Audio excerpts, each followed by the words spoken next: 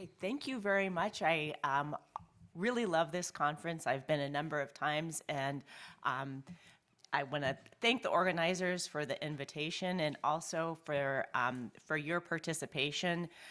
It's really, in particular, at the breakout sessions. It's really great to hear such insightful questions from patients, and I think that it's patients who really inform us about what directions we need to go for research.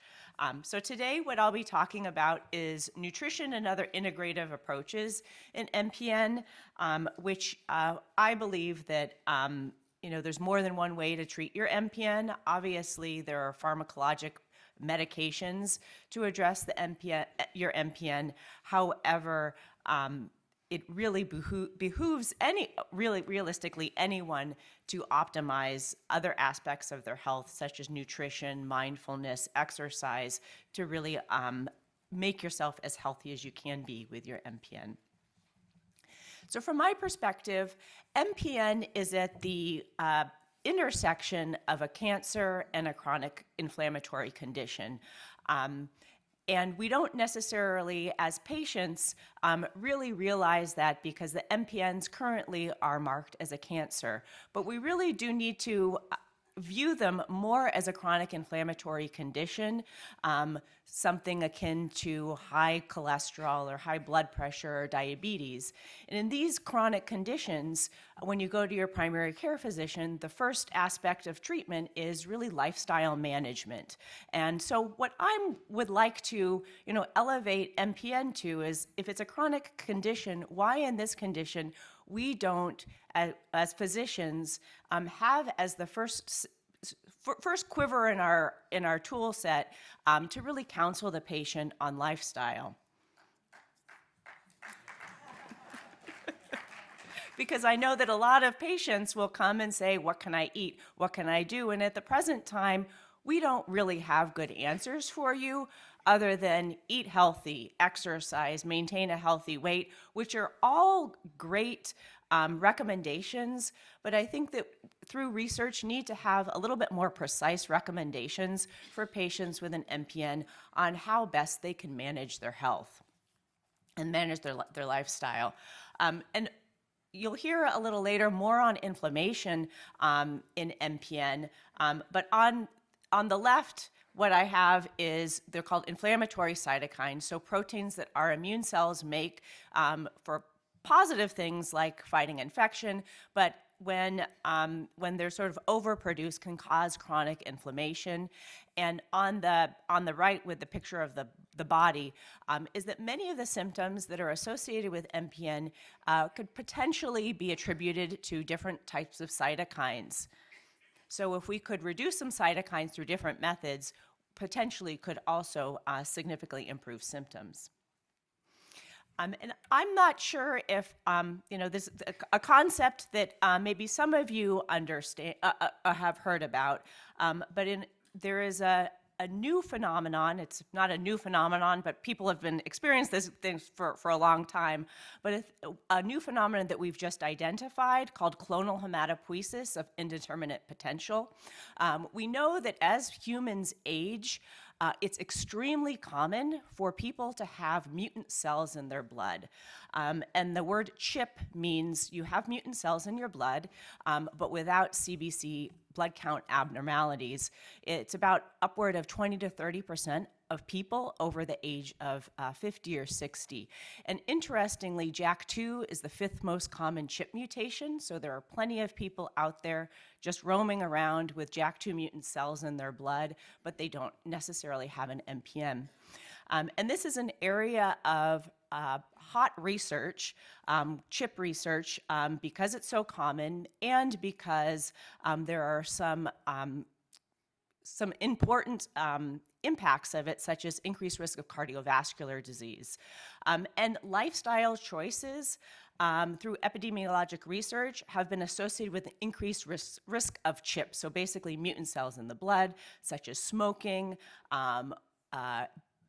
your body mass index, so people with a higher obesity, we have a higher likelihood of developing CHIP, as well as poor eating habits have been associated with CHIP. So this implicates that eating well and having a good lifestyle not only may help with somebody who already has a disease such as a myeloproliferative neoplasm, but may be helpful to prevent the development of it in the first place.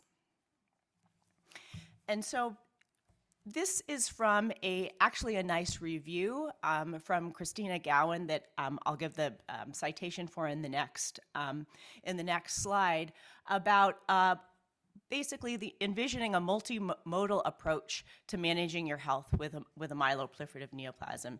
Now, all of these things are not, rocket science. They're things that you would expect, such as physical activity, nutrition, mind-body therapies, and some complementary medicine.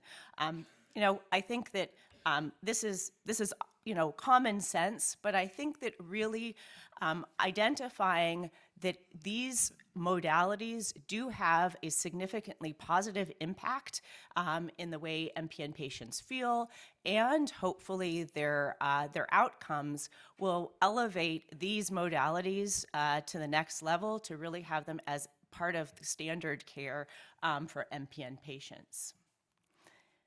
And so here's the recommended reading. It's actually quite a nice, while preparing for this talk, I was very pleasantly surprised to come across this paper. I think it is open access, meaning that anybody can just get it online, but it's quite nice and goes through the data that we have for different modalities in integrative care in myeloproliferative neoplasm. So highly recommended reading. And so just to focus on some aspects that were highlighted in that review article, studies using yoga in MPN, and it's important to be part of research, and I'm happy to see that there was a booth outside that you could participate in a meditation study. And many of these yoga studies were done by Dr. Huberty's group, who's also doing the meditation study, demonstrating the utility of a home-based yoga in myeloproliferative neoplasms. And as you can see, again, it's common sense that yoga or any sort of healthful modality will be helpful in a chronic condition, but I think it is important to do very rigorous clinical trials to really establish the utility so that you can bring them to your doctor and say, hey, look, this is really helpful, and really make it a legitimate part of your MPN care. But what the most of the my research regarding integrative modalities has focused on diet. And we focused on diet for a number of reasons. We wanted something that would be low risk, low cost, and could potentially reduce inflammation. So that's why we focused on diet. And when I'm talking about diet, what I'm not talking about is some medicinal food where somebody can eat whatever they want, and then they just add on some magic sort of mushroom or a magic food that will just take away all the bad components of all the crap that they were just eating. What we're really talking about is more a holistic, it's more important what you don't eat than what you do eat, actually. And so really rethinking, not I want to have this mushroom to reduce my platelets. No, that's not what I'm talking about. What I'm talking about is eating a whole healthy diet to improve your general health, not necessarily to achieve one specific thing. And what diet, we thought, well, diet should be helpful in MPN. What diet are we going to use? And in the literature, there is quite a lot of data for a Mediterranean diet. There was a very large study looking at a Mediterranean diet supplemented with olive oil or nuts for patients at risk of cardiovascular disease. And in that study, they found that the patients on the Mediterranean diet arm, both the olive oil and the nut arm, as compared to the control arm, had fewer cardiovascular events. And also, what was intriguing to us is they also looked at blood markers of inflammation and could find that in the people in the Mediterranean group had lower markers of inflammation in their blood. So that was very attractive to us, knowing that MPN patients also have high inflammation. Maybe a Mediterranean diet could reduce the inflammation in MPN patients too. So what is a Mediterranean diet? I think we probably shouldn't call it a diet, but more of an eating pattern, a style. There's not necessarily specific rules or restrictions. I think that it's a good framework to think about a general healthy diet. We're focusing on whole grains, plants, healthy fats, minimal red meat. Your proteins are coming mostly from beans, fish, and then a little bit of lean meats. And although we call it a Mediterranean diet, this sort of dietary pattern can be applied to really any culture. Use the foods in your own personal culture and select things that are more whole grains and fresh fruits, fresh vegetables. So it doesn't necessarily have to be foods from the Mediterranean. So we wanted to ask whether diet can impact MPN. And what we've done so far are two pilot studies, so very small studies, to just establish the feasibility of doing dietary interventions in patients with myeloproliferative neoplasm. I will focus for this slide set on our initial pilot study, where we randomized patients either Mediterranean or just a standard US guidelines for Americans, which is just when you see like the plate and you see them on commercials and things like that, healthy plate, but just basically a standard guidelines for Americans. And in this diet study, we did in-person dietitian counseling and then also had patients do surveys as well as drew blood and stool samples for microbiome. So here's the picture of the study scheme. For the first 2 weeks, we just wanted to observe patients because we just wanted to see what they were doing in their natural habitat, what they were eating. We wanted some biological samples from them and wanted to do multiple surveys to see what they were eating and how they were feeling.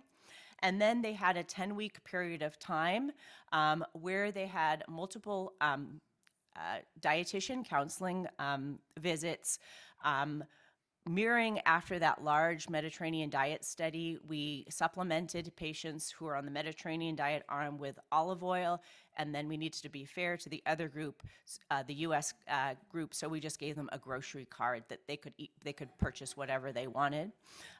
We had surveys throughout to see what they were eating, what their symptom scores were, and drew blood to look at their blood counts, cholesterol, and inflammation in their blood. And then as an exploratory study, we took their stool to see how their gut microbiome was changing with diet.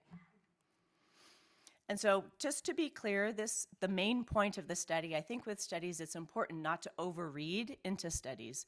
This was a feasibility study, so our main objective was simply to ask, if we give MPN patients dietary counseling, can they actually change their diet? And you may think that's a very simple point, but I think it really is important to do studies step by step, because with a dietary study, if the patients can't follow it, it doesn't matter how wonderful the diet is. If they're not going to follow it, they're not going to get any benefit.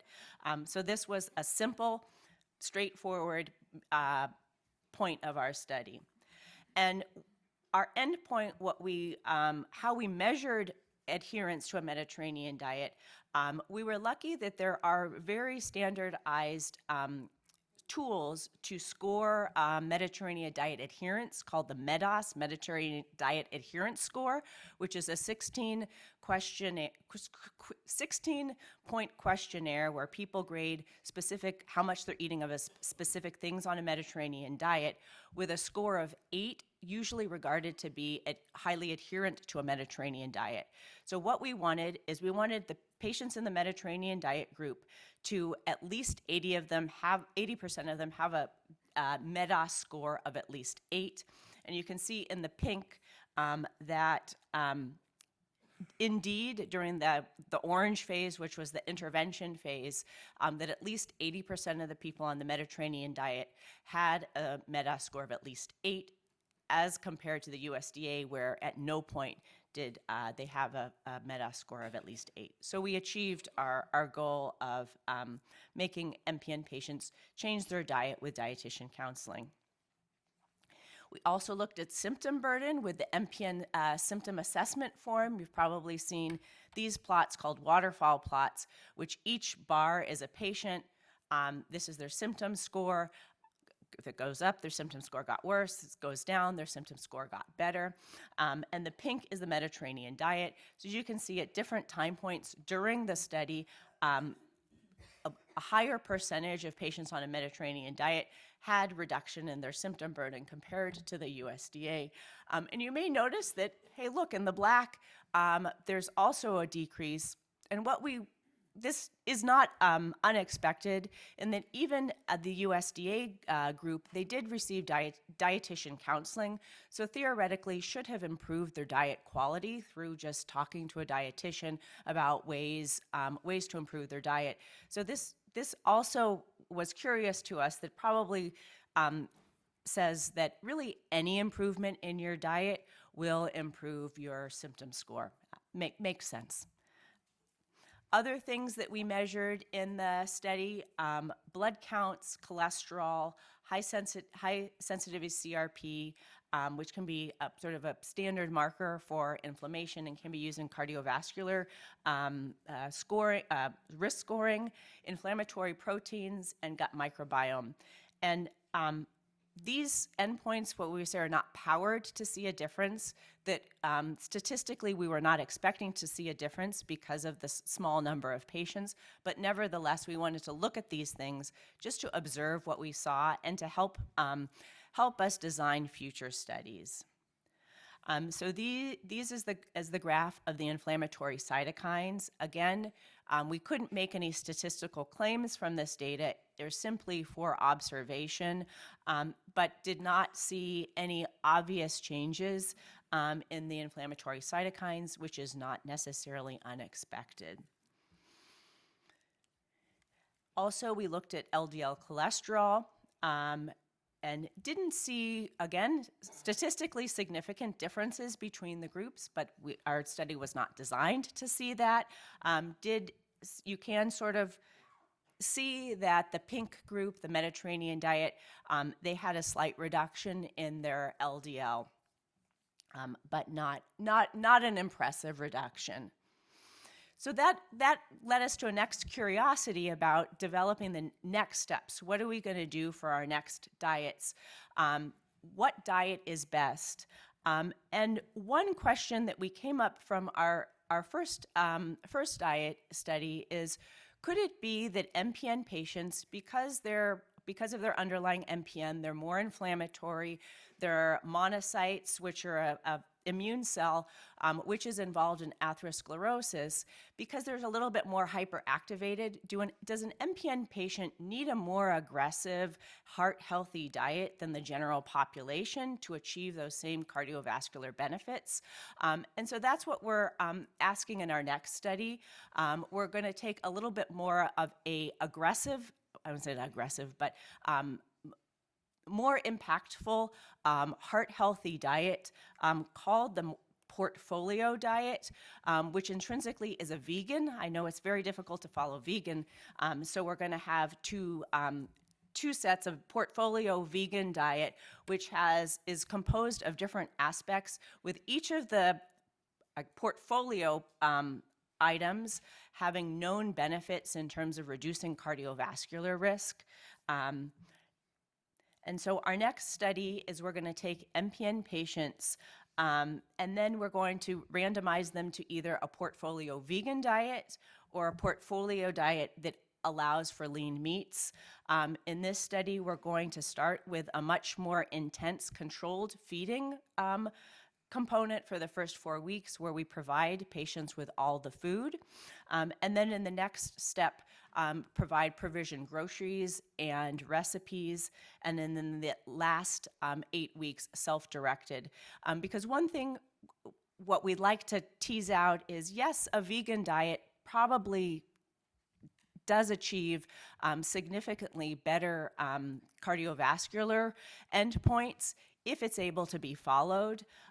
But when somebody's actually free living, is the addition of letting them eat a little bit of meat, is that going to really counteract the difficulty to adhere to a vegan diet? So we're going to ask a number of questions at each of the time points. That is vegan clearly probably is better, but if you can't follow it, it really isn't going to do you much good. So we're applying for funding for that now, and hopefully we'll get funding. And so last but not least, acknowledgments. The diet study was performed for the most part by a graduate student in my lab, Laura Mendez, with the help of our colleagues in epidemiology from Andy Odegaard's lab and his grad student, Jerry Lee. I have to say that my interest in nutrition first was sparked by Robin Scherber, who previously worked with Ruben.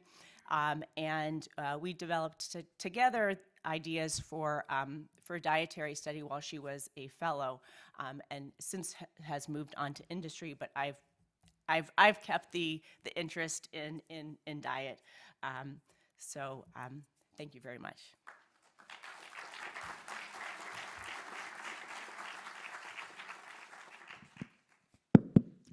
I know a couple of folks have to leave before the end. We'll have a panel discussion at the end, but we'll take a couple questions for Dr. Fleischman now, in case folks are unable to be around for that later session.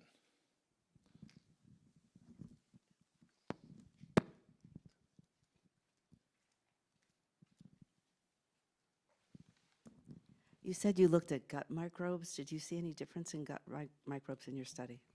So I would say that we did not see a significant change with diet and the gut microbes. What we did find, though, which was not what we were set out to find, but we have found it in the diet as well as in just an observational study, that PV and ET patients are more like each other, but MF patients are more basically distinct. So really suggesting that PV and ET are more like more normal than a myelofibrosis. The myelofibrosis patients have a more deranged microbiome. That's not unexpected. And what's also interesting is that each person is very unique in terms of their gut microbiome. For example, my gut microbiome is very different than yours. And so it's difficult to see changes over time because I'm always going to be a lot different than you. And so the changes in diet in me are going to be very, very minuscule compared to a person-to-person variation. So in the next diet study, what we're going to do is identify specific bacteria that we think are important and sort of hypothesize bacteria that we know would be changed by a high fiber diet and really sort of hone in on that as opposed to just looking at the whole microbiome because it's just a huge list of different bacteria in somebody's gut. If you were to try to move toward a more anti-inflammatory diet, what would be, say, 2 or 3 things, steps you could take, foods to introduce to try and move you in that direction? I mean, I would say if we take apart the situation where different people may have different sensitivities in terms of some people may not be able to tolerate wheat or dairy or things like that, I think probably the main thing that people can do is cut out processed foods. I think that's probably the most sort of overarching recommendation, cutting out processed foods, really focus on more whole foods, whole grains, instead of eating your sugary cereal for breakfast, maybe have whole oats and not the packet that you get with it's pre-sugared and you put water in it, but the oats that you actually have to cook, those sorts of things. For your meals, have, if you're usually just having bread, maybe have rice, or maybe even go to brown rice. I would just say whole foods rather than processed foods. I've received some advice to really push my protein consumption. How do you feel about that advice? So that is actually a interesting topic. Personally, I don't think that you necessarily need to push your protein. I think that just as a sort of a general, from my general perspective, I don't think that an extreme in one direction or the other is really a great approach. So I think that a balanced diet is best. I mean, I think your diet should be rich in protein, but not trying to eat a huge amount of protein.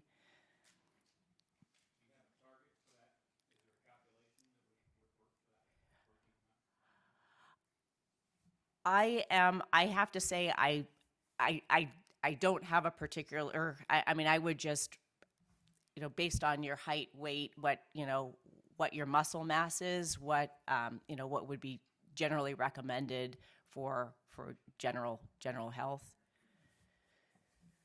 I'm not a doctor, but I'm going to add eating protein at night could be contributing to those sleep problems that people are having. So are you taking patients for this study? And if you are, do you have to be in California? So we need funding for it. So we've applied previously for an RO1, and then we're actually resubmitting in the next week. So hopefully would get funded. But that is actually another for our study, because we do want biological samples, meaning blood, and we want to deliver food. Patients really do need to be in the Southern California area, but we need to get funding for it first. Last question. Thank you. Dr. Fleischman, how about intermittent fasting or any type of fasting? Oh, that is a very interesting, an interesting concept.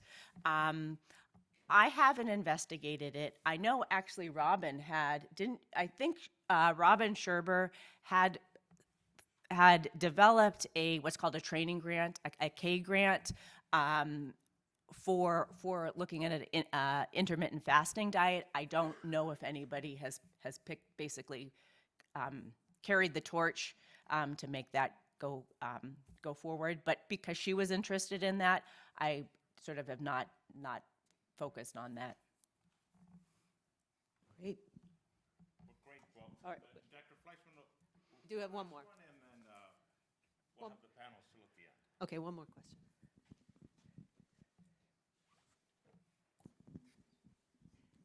I wanted to ask a question again about protein. I'm vegan a lot of times. I do go vegetarian at times. Every time I get my blood work done, my blood protein is always in a normal range. Does that mean that I'm getting enough protein? Because it's always kind of iffy if I am. Some days, especially when I'm doing vegan, I may only get 30 grams a day. I don't know whether the actual protein in your blood is the best indicator of how much protein you're actually taking in. This is also not a measure of your protein per se, but albumin can be sort of a general nutritional marker in someone's blood, but again, not really very specific for protein. And that is an issue with vegan diets, that you really have to work hard to get your protein in. I